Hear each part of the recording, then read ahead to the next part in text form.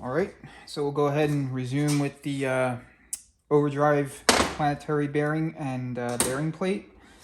So here's a sun gear. Sun gear oriented in the up position.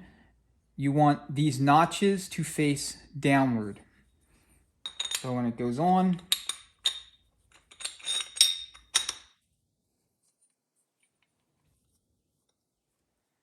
there it is.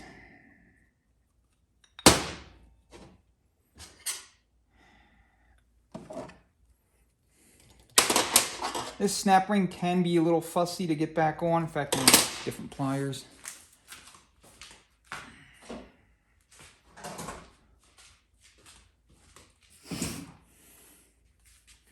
So let's see if it'll go back on with these pliers. If not, I'll have to resort to bigger pliers.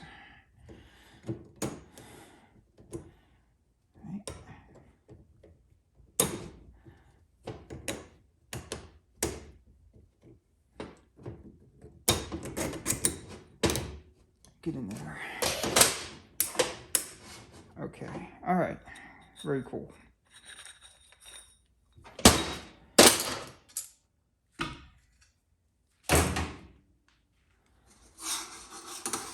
All right, let's go ahead and attach our bearing.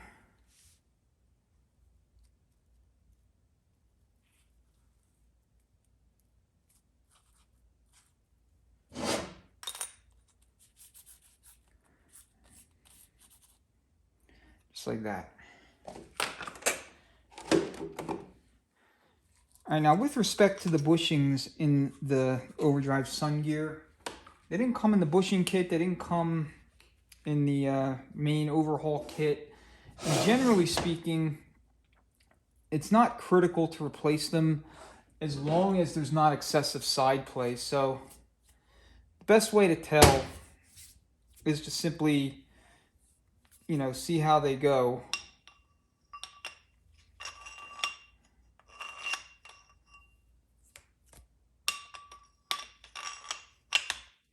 Okay, so you want to kind of fit it and then just kind of, we'll spin it around, make sure it spins like it should, and then kind of try to rock it from side to side. And I mean, I don't know if you can hear it in the video, but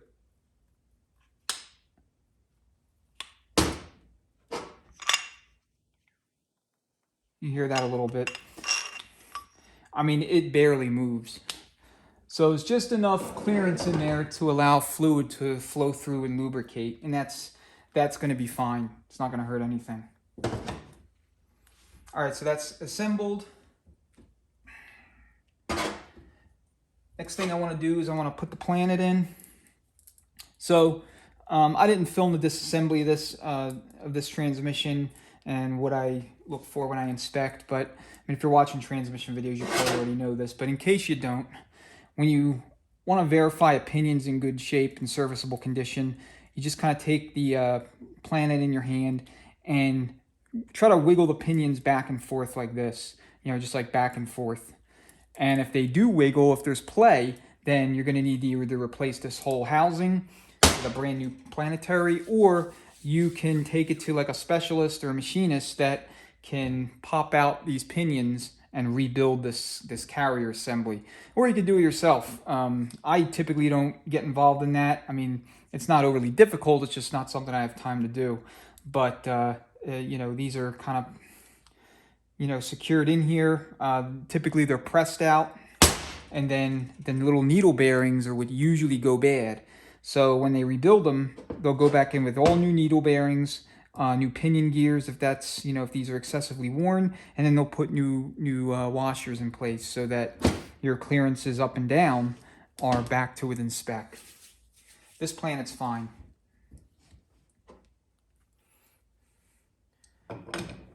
So just slide it in, maneuver it in place. All right, so again, in keeping with what we had mentioned before, you want to keep the splines as lined up as you can. So now we're going to install the sun gear.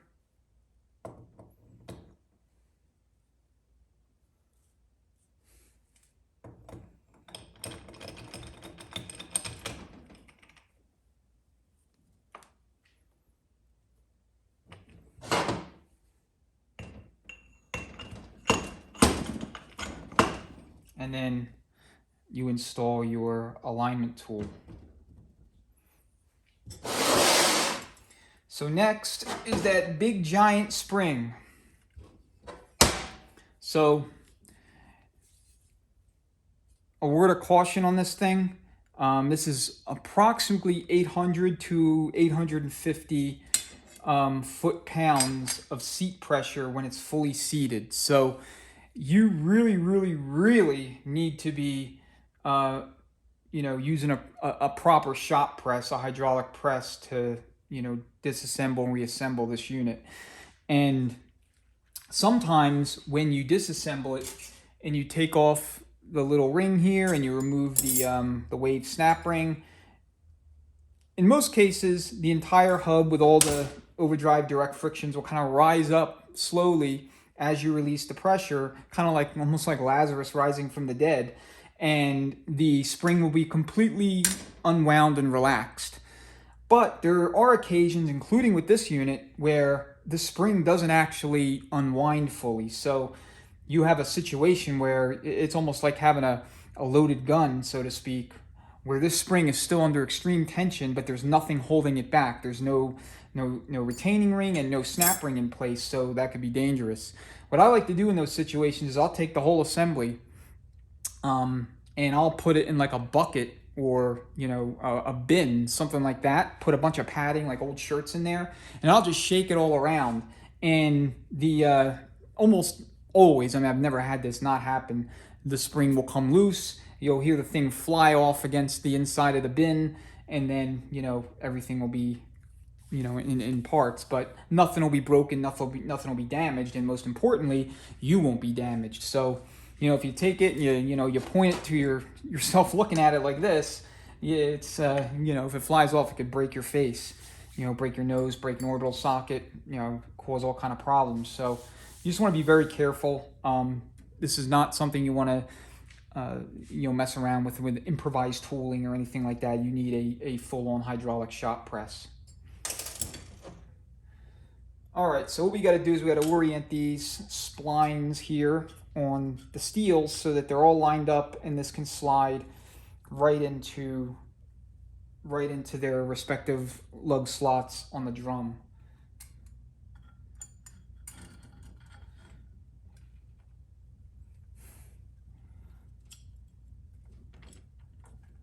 Okay, so I'm going to take this over to the shop press.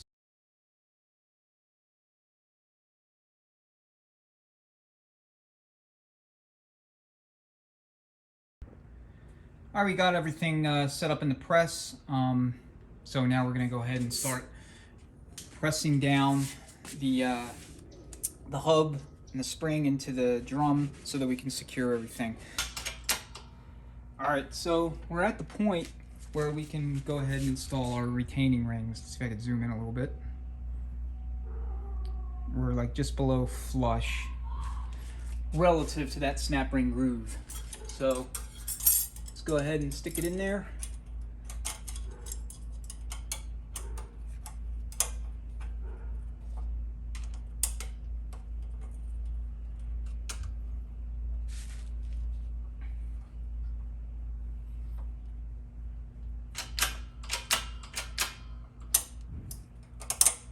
All right.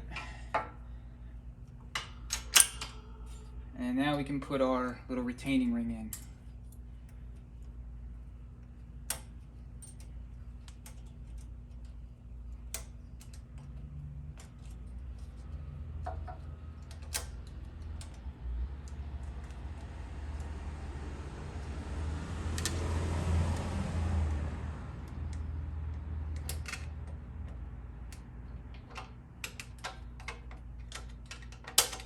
All right. Just double check everything. Make absolutely sure that the wave snap ring is all seated 100% all the way around in place. Same with the retainer on the top, and then go ahead and carefully relax tension on the press.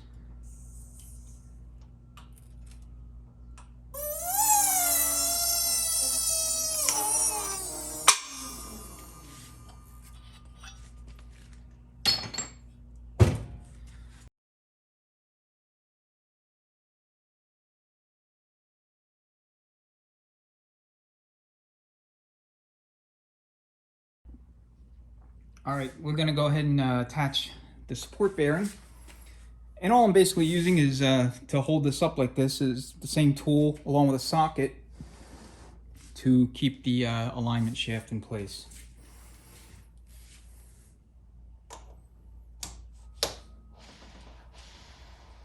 All right, got that. Our bearing and our snap ring.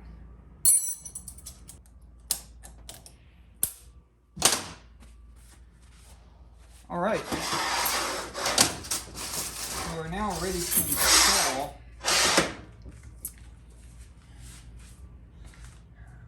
the overdrive housing and secure it in place. So first thing we got to do is install the new seal, and then, sorry about that, and then we'll go ahead and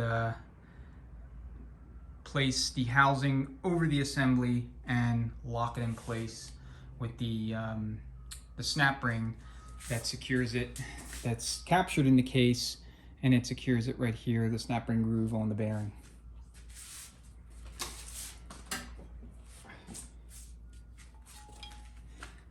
I don't use anything fancy for this.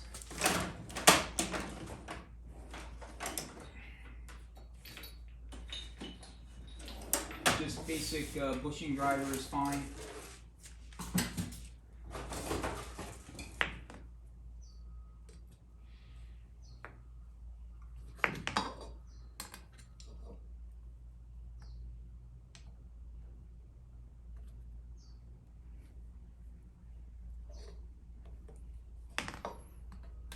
Do the best you can to seat it as evenly as possible so that when you get it started, it's not cockeyed.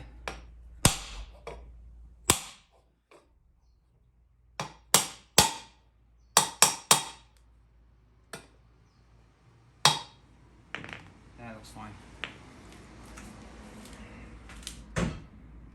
So anyway, here is the secured snap ring. This is what we're going to basically expand. I got to move it over a little bit, but we're going to come over the bearing and secure it in place.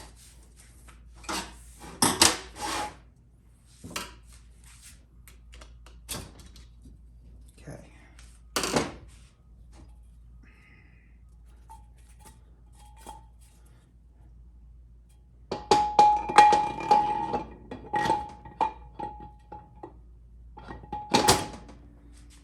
All right, so you can see it. We can zoom in there. Oops. You see it's right over top that groove. Right over top of it. So we want to get that secured in place.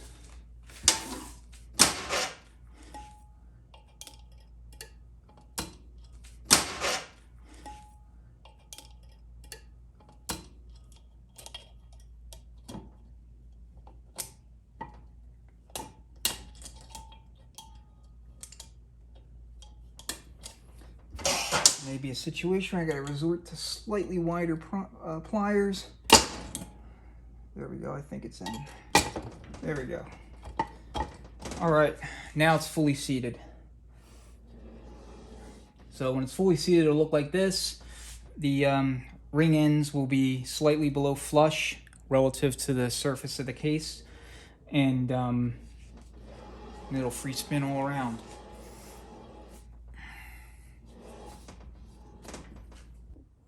I already got some thread sealant on those little bolts, so we're gonna go ahead and put everything in place. Just stick your gasket. You don't need any kind of, assembly lube or anything like that. Just stick it in place, hold it, and then we'll thread these in.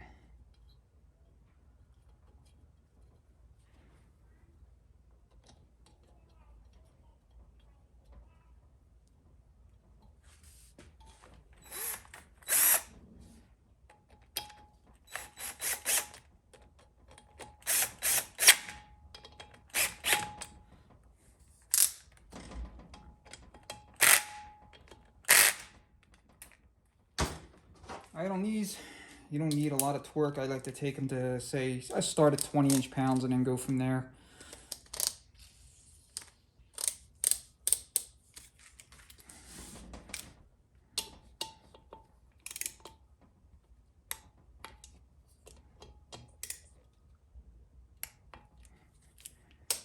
They could probably use a little more.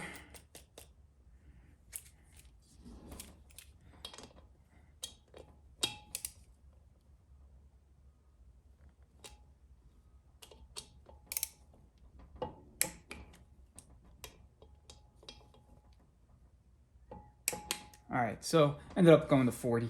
That should be enough. Let's go ahead and install our Overdrive brake frictions seals. So first thing you want to do is install the two base snap rings. There's a flat snap ring and then there's a waved snap ring. The flat snap ring goes in first and the waved snap ring goes in right behind it.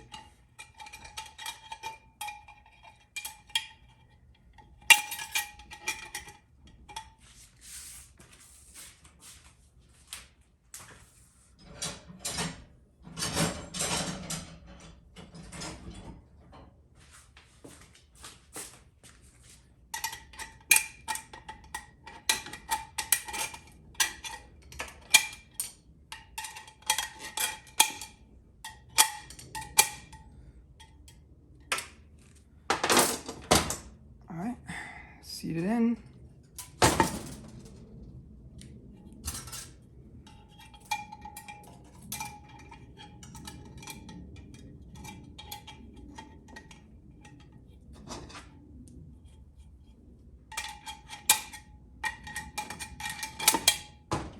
Now, on the diesel units, which this is a diesel unit, they normally don't take two snap rings. They only take a single snap ring, and they use 6 frictions instead of 5. Now, when this trans was taken apart, it only had the 5 frictions, it had the 5 steel plates, and it had the standard solid flat snap ring. Solid meaning there's no step in the, the pressure plate. There's no step in the pressure plate. The diesel models have a stepped pressure plate that's got a step about 85 thousandths thick. So, you know, you would imagine a step here all around the entire circumference, and that step, goes down into the case facing rearward. And then you would have an extra friction and steel in this stack up. But we're going to install this for now, and then we'll measure end play and see how, or excuse me, not end play, we'll measure clutch clearance and see how that turns out. And then based on how that goes, I may procure a proper snap ring and then stick the extra friction and steel in here. So pressure plate, friction, steel, friction, just like anything else, until it's all stacked up.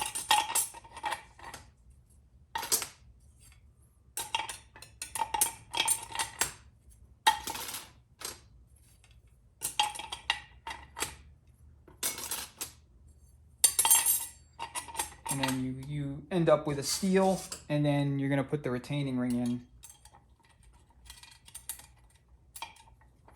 Okay, so the overdrive section is basically done. That's what it looks like.